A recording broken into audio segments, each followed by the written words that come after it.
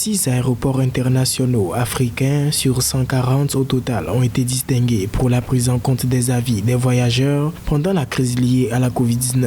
Il s'agit de l'aéroport international Blaise Diagne du Sénégal, l'aéroport Jomo Kenyatta Nairobi au Kenya, l'aéroport Kotoka Accra au Ghana, l'aéroport Moi Mombasa au Kenya, l'aéroport Sir Sékou Sagou Rangolam de Port-Louis de Maurice et l'aéroport Tunis-Carthage en Tunisie. Cette distinction a été décernée par le Voice of the Customer, un prix d'Airports Council International World ACI qui regroupe plus de 1900 aéroports à travers le monde.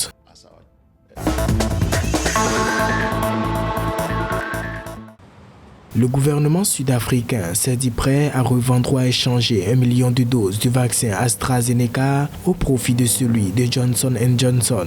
Une étude a été réalisée à l'université sud-africaine de Witwatersrand à Johannesburg, révèle que le vaccin d'AstraZeneca est efficace à seulement 22% contre les formes modérées du variant sud-africain. C'est ainsi que les autorités avaient suspendu le programme de vaccination qui devait débuter dans le pays.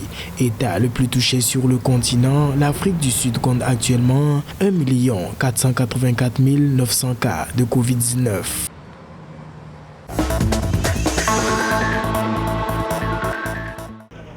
À l'image de beaucoup de pays dans le monde, le Gabon est confronté à une deuxième vague de Covid-19.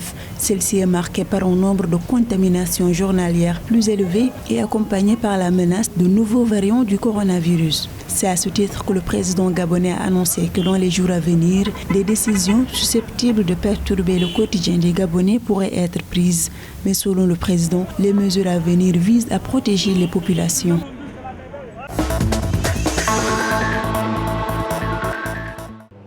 Au moment où l'efficacité du vaccin AstraZeneca contre la variante 501YV2 du Covid-19 est remise en cause, notamment par l'Afrique du Sud, le Centre africain de contrôle et de prévention des maladies CDC et l'Organisation mondiale de la santé recommandent aux États africains de continuer à utiliser le vaccin AstraZeneca dans leur programme de déploiement contre la pandémie du coronavirus. Le vaccin AstraZeneca conçu par l'Université britannique d'Oxford fait partie des stocks de l'OMS dans le dispositif onusien pour distribuer les vaccins aux pays défavorisés, COVAX, qui doit fournir des vaccins abordables à 145 pays.